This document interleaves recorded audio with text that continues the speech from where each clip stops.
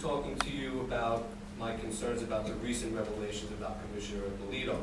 As a resident of Syosset and Woodbury for over 25 years, my parents first moved here in 1985, and as a former assistant district attorney from New York City, it's quite clear from my view here that the acts of Mr. Ippolito, as well as his admissions in his disclosure forms and statements, are per se violations of these ethics codes, section 30, sub 9, and the other applicable sections of the town of Oyster Bay.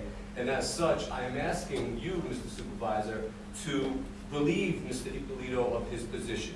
At the very least, suspend him administratively. Now, as the supervisor, sir, you have the responsibility as the chief executive to oversee the integrity of your administration, to protect the dignity of the office for which Mr. Ippolito was appointed by you, I'm assuming. And to me, it's incomprehensible as a former prosecutor that such a commissioner would be allowed to go back to work the very next working day after he's arraigned on a federal indictment and presumably operate in a normal day as business as usual. Now, as an attorney, I know that we must, as Mr. Rip said, we must rely on the presumption of innocence. However, when politicians that are elected or political appointees at the highest level are acting in a manner in which the, what's the right word that I want to use, that the appearance of impropriety overshadows the presumption of innocence, it's incumbent upon the administration to take some action. So that's what I'm asking for, sir. I do understand the presumption of innocence because I practice it every day.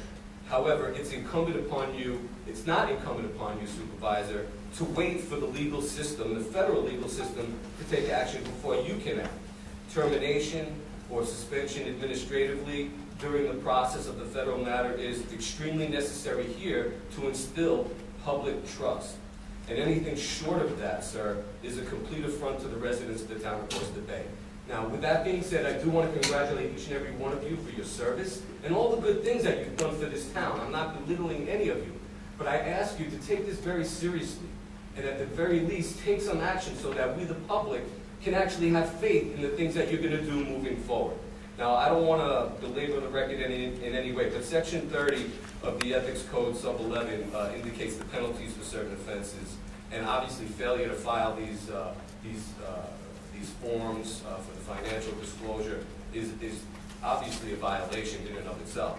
But I will say this, under this section, any violation of any of the provision of the Code of Ethics by an officer or an employee may constitute cause for discipline, such as fine, suspension, or removal from office or employment in the manner provided by law. So you do have that power. Is that for failure, for failure of filing? Well, that's one of the things. There are numerous violations of the different codes. Failure to file is one of them. There are penalties for failure to file, which are civil, financial penalties. That's within the section of the filing, but with regard to the separate code, there are additional penalties for other offenses, including the failure to file, suspension, removal from office. Certainly, I don't want it to demean anybody's character, but if we want to have the public to have trust in you and all of us, some action needs to be taken. Silence is not acceptable, and that's what I'm asking. Okay. Thank you for your time, ladies and gentlemen. Well, before you go, we're very, I don't think there's anything you stated that we're not mindful of, and that hasn't been considered over the past few days. We're obviously very early in the process. There's a lot to absorb, a lot to consider, a lot to digest. We're reassured that we're in the process of doing that. We're very attentive, and you need not be concerned that we're not giving this our full attention. I thank you for that. I just ask for action. Thank you. And Snyder. All right.